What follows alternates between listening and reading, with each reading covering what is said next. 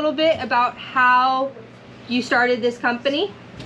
Well, all right. We started in the backyard like so many people did. Well, I was about 12 years old in 1933, I guess it was.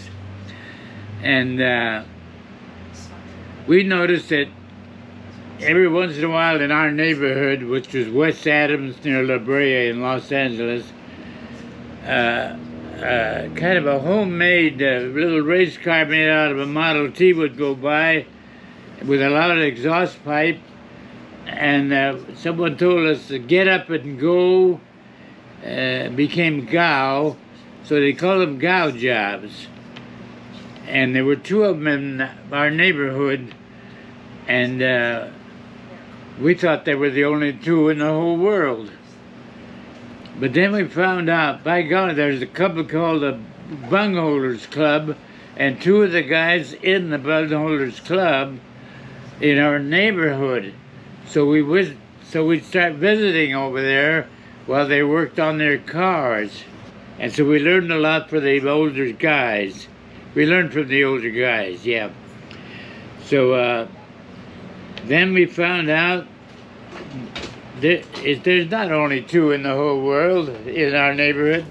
There's hundreds of these all over California. People take a Model T and strip it down and make a little homemade racing car out of it. And there were different clubs like the Idlers and the Gophers and the Albatross and the Roadrunners and all those different names. But we associated with these guys called the Bungholders.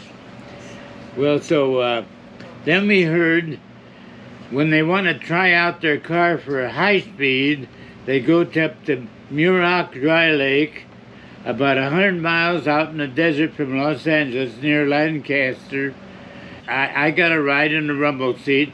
They said, bring plenty of blankets, because it gets cold at night on the desert, and we're going to camp overnight and build a fire at night. And we'd meet all these cars from all over California. We couldn't believe it. This is a big thing. It was small potatoes, but it was a big thing for us. And we learned from the older guys who were 5 or more years older than us. And we didn't have a driver's license yet. So up there at Muroc Dry Lake, at night we didn't bring enough blankets, and it was freezing a little bit, but in the daytime it got warm and hot. By the way, some of the guys were so excited to be up there that they were trying their car out at night, which was mighty dangerous in the dark, you know, trying to go fast in the dark. So we saw cars from all over California and learned a lot by talking to the guys that had built these little hot rods.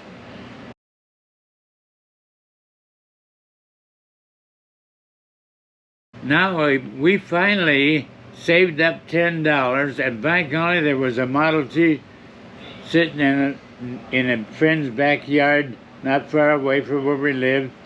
You know, it had 4 flat tires and been sitting there almost a year. And it was a Model T Roadster, which that's what we wanted, because it was lighter in weight. And we paid $10 for it, and we all pushed it home and put it in our backyard. My dad didn't mind me doing that, and he was fascinated that I was. And then the older guys in the Bungholders Club, they showed us how to get it running. And we wait until dark, because we didn't have a license, and we want to learn how to drive, so we would go around the neighborhood in the dark to learn how to drive that Model T. I remember I wanted to sell that first junky little Model T for $7, and no one would buy it. So we had to take it all apart and sell the pieces, and we got $7 out of it that way. Ford had built 15 million Model Ts, Fords, and they were the easiest thing to find.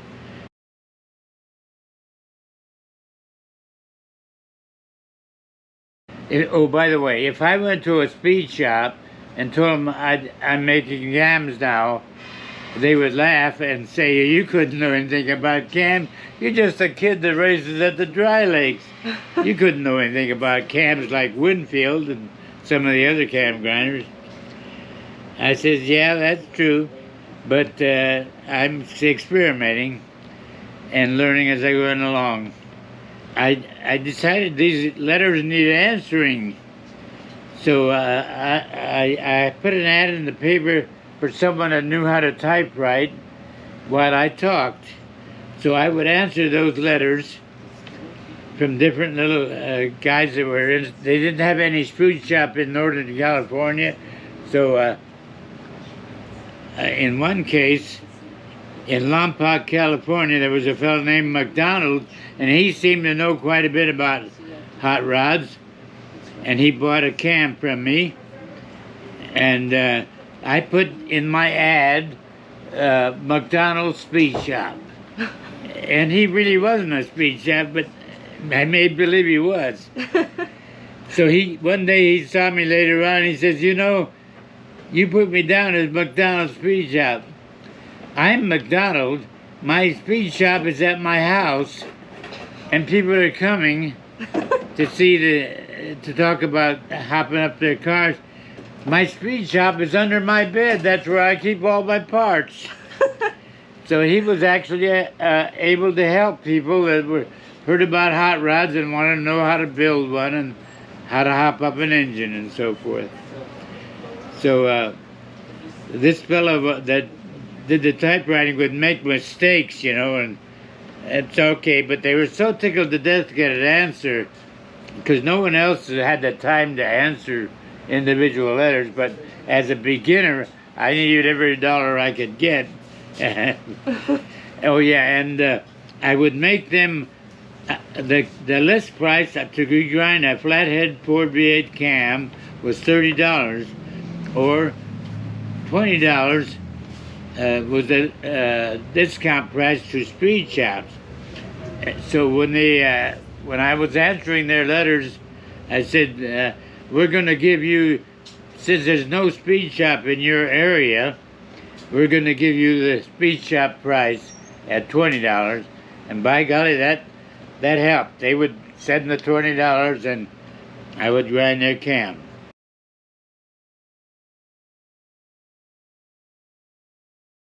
I read in the book how to design a cam, and it was in those early days it was a base circle and a radius for the opening flank and a radius for the closing flank and a little radius over the nose. And so and they also showed that there was a clearance ramp that for 20 or 30 degrees, for about every degree of opening, it raised a thousandth of an inch. So so maybe it raised as much as 15 thousandths of clearance ramp, and I left that off. So much to my surprise, when I sold one to a friend, helping him build his first V8 Ford engine, he got it running, and I could hear it coming from a half a block away, tappet noise. Boy, it was noisy. And I was kind of ashamed of that, but I said, boy, I'm going to have to do something about that. But believe it or not, when they saw my ad in Hot Rod Magazine, a $10 ad per month, we got a call from NASCAR that was just starting up, and they were running V8 Ford engines in coupes and sedans on dirt tracks, usually half-mile tracks, back in the North Carolina and those areas, and they saw my ad, and a guy called up that didn't know too much about engines, and he wanted 2 cams by air mail. Wow, I couldn't believe it. At $20 a piece, I couldn't believe it. I says, you run them on, now the core charges $2 on used cores. No, we don't want used cores. We want brand new cores. I says, those are $7 each.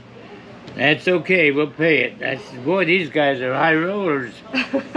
And when they went out on a racetrack, their car ran pretty good. And other people who know that car never did much before, but now it runs a little better than it used to.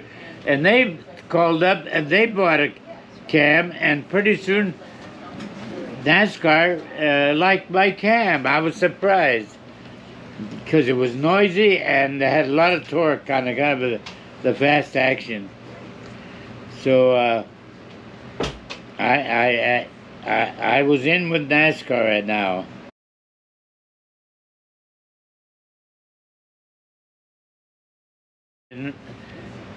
To make cams with what Winfield showed me was to make a living out of this. And I thought if I could just make $100 a day labor, and I'd have to grind 5 cams a day, that's kind of a hard to believe you could sell that many. But finally, after about a year, I was selling about 5 cams a day. And I had to grind them and package them, write letters, and I had a fellow take them to the post office at night to mail them. And we had to make boxes out of old boxes, cut them down in size to make it fit a cam. And by golly, I was making a living. I couldn't believe it. And then a friend of mine started hanging around the garage where my lathe was, and the cam grinder was in a friend of mine's tool and die shop. So I used to travel back and forth. I says, why are you hanging around here all the time? I says, do you want to work or something? Yeah, I'd like to work. I said, all right. I'm going to let you rough out the cams, and I'll do the finish work, and that'll be simple for you. And by golly, he stayed with me maybe 20 years. His name was Norris. And later on, I even used to send him back east to the races to represent the company, and that would help bring in business too. Because the drag racing had started.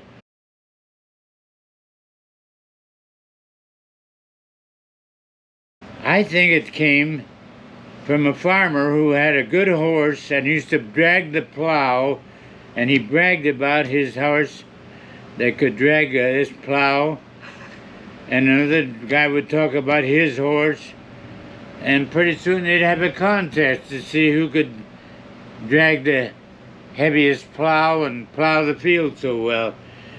So I think that's where it might have came from. Farmers that had horses and bragged about their horses. And now they have cars, they brag about how fast they are, so they have a contest. Well, they started up in Santa Barbara, California. They had an official drag race up there, and the thing started spreading. And especially if there was an old Army drag strip, flying strip, that was, it was a mile long or so. Mm-hmm. Oh yeah, the Hot Rod magazine got started and spread the word all around the country about the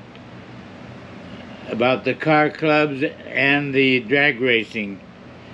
And you could enter at any level, at a low level, like you could borrow your dad's car and take it to the drags and race another car and probably go only 60 miles an hour.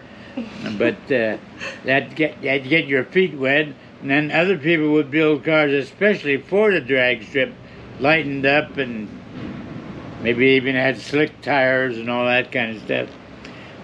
So the thing really grew, much to everyone's surprise. And the timing associations got started, and Drag News magazine came out, and NHRA started the racing.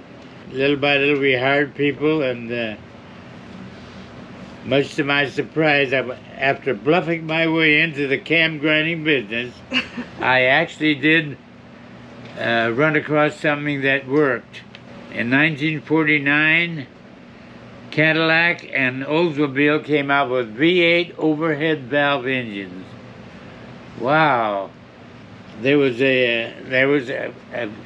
one company that was doing a lot of business was Harman and Collins. Collins was a sheepskin engineer, and he got together with Kenny Harman, and they started grinding mostly flathead cams right after World War II. Winfield was too busy to grind the cam. He says, "You watch me run the machine. Why don't you run the machine yourself and pick one of my masters out you'll like?" And he did. So he started coming kind of often. I says, "Why do you come so often? Why don't you build your own cam grinder? You know how to build racing engines. Why don't you build your own cam grinder?" And he did. And that's where Kenny Harman learned. He went to work for Riley Britt. Wow. And then he got together with Cliff Collins, the sheepskin engineer. You know that term, sheepskin? Mm-hmm. It became the day. In the early days when you went to engineering school, they didn't have any paper. They had to write it on a piece of sheepskin, and you'd put it on the wall, and from that certain college would be your proof that you're a graduate engineer. So Kenny Harman says to me, "You know, I see you're doing mostly flathead Ford V8s and four-cylinder Ford engines. What if you get an order for some other kind of car, some different kind of car, a Cadillac or a Packard or something, where you're not familiar with? You could send it to us, and we'll grind them for you, and we'll give you a discount so you can make an extra little money on those." So by golly, we had rented a space across from Edelbrock on Jefferson Boulevard.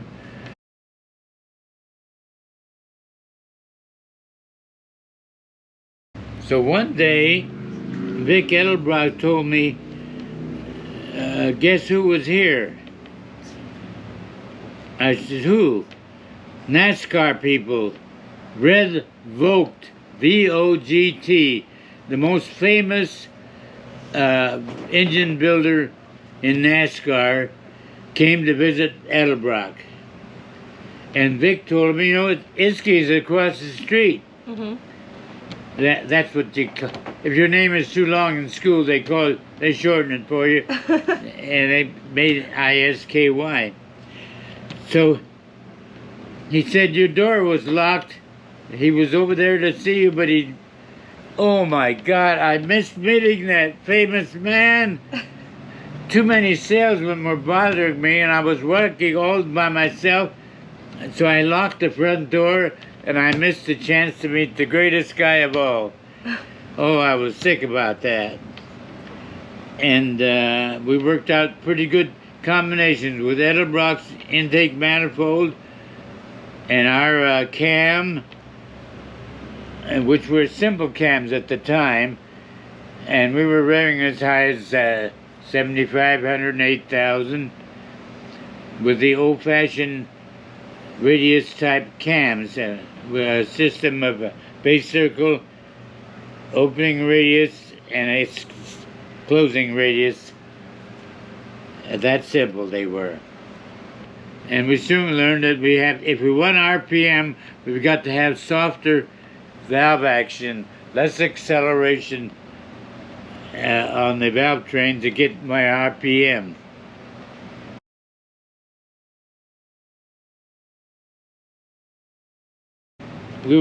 One day we were trying to make literature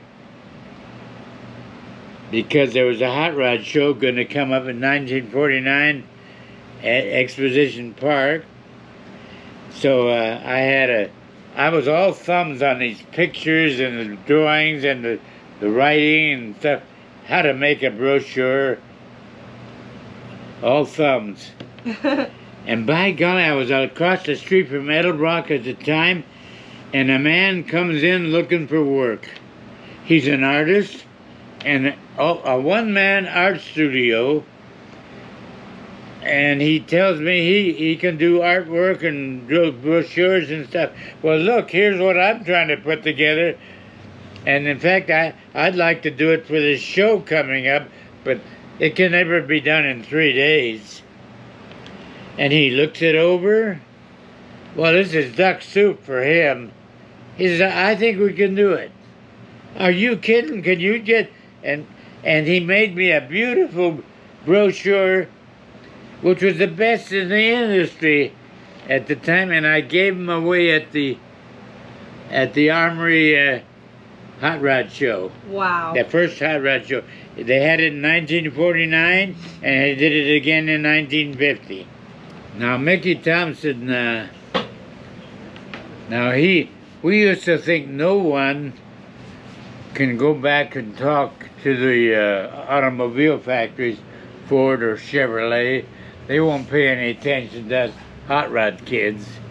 But by God, they could be talked to, and we could, because they were starting to get interested in performance and racing cars and factory sponsored racing equipment. In NASCAR, you weren't allowed, they had to be stock cars or factory speed equipment was okay if it's a factory racing part open to the public. So so you weren't allowed to go to California and buy a special racing part, one of a kind. But by golly, we found out that Edelbrock, through Hot Rod Magazine, an engine would arrive from Chevrolet or Ford, and they would bring it to Vic Edelbrock. They want you to hop this thing up, and the factory's interested in to see what you can do with hopping up this engine. So he'd make a new intake manifold and do other odd modifications, and he would invite all the cam grinders to make a cam and submit it, and whichever cam they'd like best, they would announce it. Well, by golly, we were lucky. On the Chevrolet, they liked our cam the best. On a small block Chevy, the two little 265, and then the Ford came out. The wide block Ford came out, and Edelbrock made a manifold for that, and they asked us to make the cams. Well, it had mushroom lifters in it, and you had to bring all the lifters up and put clothespins on them, and then you could get the cam out and put it back in again. And oh yeah, but they're gonna go races at Daytona Beach. This is before they had the big speedway, circle track speedway. They were racing on the beach, and then around the back road, the Palmetto Bush Road, so half on the highway and partly on the beach. Some of the famous race drivers like Rex Mays and others would come to see what the kids are doing, these hot rod kids are doing. They put on a show. And these guys were hot rod kids too in the beginning before they became big professional race drivers. Mm-hmm. Yeah, so they came to see this show.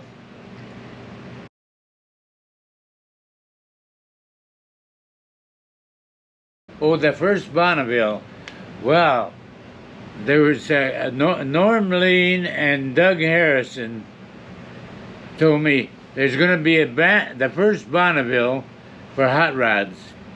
Wow. And you guys want to go up? Well, and I give you $100 gasoline money. That was my sponsorship.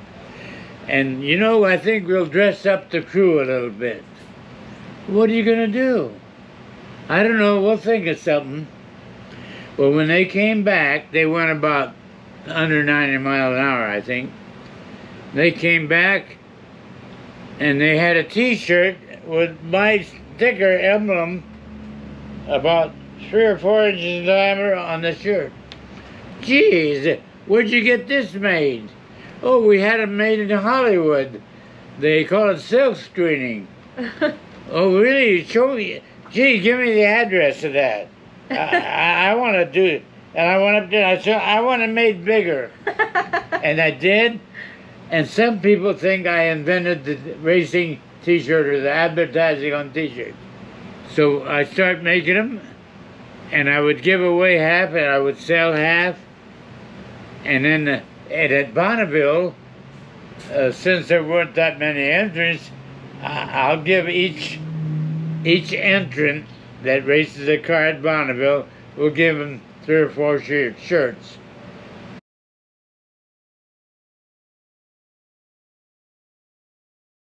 Well, I guess I started bragging. Well, you know, you could be have good parts and good racing parts, but if you don't brag about it, you'll make a little money, but maybe you could make more money if you brag about it. So I started bragging, and other camp grinders joined in too. If Iskey's bragging, I'll brag too. And by golly, I remember like drag newspaper. Every night, every weekend, someone would go fast. So I remember John Rackman worked for the magazine, and so he, in order to sell ads, he'd go to a different camp guy and say, hey, you won at such and such, how's you going to make an ad about? And I'll help you make out the ad, and that would bring money to the drag newspaper, and then he'd go, hey, you won at so-and-so, don't you know that so-and-so did well here and that, or San Francisco, here and there, right? So he would make sure that's what started the competition, and so they started calling it Time Wars. Now the magazine Drag News was owned by a man in a wheelchair. I forget his name. And he wanted to sell it out for about $2,000. Oh, that's a shame you're going to sell it. And I started expressing interest in it. I could, but if I owned Drag News, then it would be tooting my own horn or something. So finally he comes and he's hoping to get the $2,000. I said, I shouldn't own the magazine. That's not fair.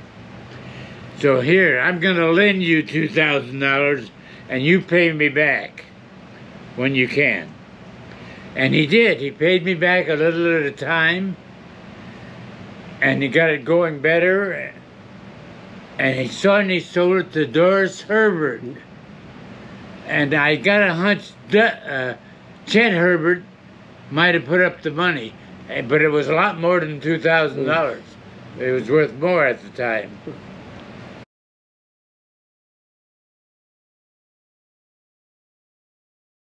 One time, here's what happened. A guy, Scotty Finn. Scotty Finn had a speed shop, and he claimed that he taught a famous guy in porting cylinder heads, the ports on the cylinder heads, enlarging them and making them correct. Iskey, why don't you make a 5-cycle cam. Where did you hear that? A 4-cycle engine, a 5-cycle cam. That would make me famous that I add another cycle to the 4-cycle engine. Holy smoke. But how could I say that, what would be the new cycle? And I said, well, the only thing I can think of, when we're making these hot cams, long duration cams, the overlap is getting longer and longer. Maybe overlap could be considered another cycle. So it'd be intake, compression, power, exhaust, intake, compression, power, exhaust. I'm going to screw the overlap of intake and exhaust in. That'll be my claim. And by golly, that made us, people believed it. It might be true. And then some cars were going fast, like Cook and Midwell were going fast. And it was really for another reason they went fast, but I said it's the 5-cycle cam. So it made it look like there really might be such a thing. So we were just joking. Sometimes it's just joking. And by golly, Scotty Fenn even one day he says, look at those 2 lobes of yours, Zara. Intake lobe and exhaust lobe. Why don't you put another lobe in between there? That would be funny. Hey, wait a minute. Maybe that would be weird, and you could get everybody's attention. Where could we put another little bump in there, lobe? Would it be the intake or the exhaust? And so we figured it could be the intake. Where could we open the intake just a little bit and close it again without hurting anything? But we'll make believe it's experimental work. And by golly, we did. So now I said, why don't we patent that? Maybe something will come from that. So we called the patent attorney. He laughed. He says, that won't work. You're going to open the intake valve, an extra little bump. At what time? Well, I'm going to open it after the exhaust. I figure when we reach bottom center and the exhaust is all gone, I can crack open the intake tiny bit, close it again, then open it the regular time. That won't work. I don't care if it works or not. I just want to patent it in case something comes of this. No, won't work. I said, what if I run it on the dyno? Well, that's different. If you can show me something on the dyno. So we made for a mild block, for a stock Chevy engine, we made a mild cam, we called the 260, with and without the bump. And we couldn't tell the difference. Didn't do a thing. Didn't hurt anything. Didn't help either. So he says, well, we run both. It didn't help. It might have helped 1 or 2 horsepower, or it might have hurt 200, because this dyno is not that sensitive. So you don't have anything.